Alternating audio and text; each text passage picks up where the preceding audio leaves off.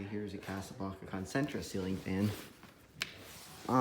Doesn't have a light, but it's on a Lutron Skylark control, so here's low.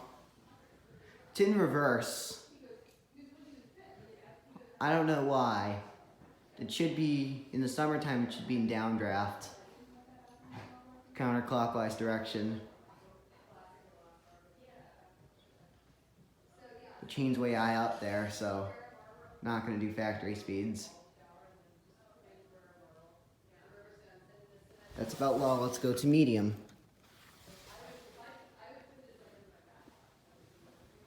It's a direct drive motor. I've always remember this fan as a kid. Here's high. I'm not gonna do spin down, by the way, because my parents are just viewing the bathrooms.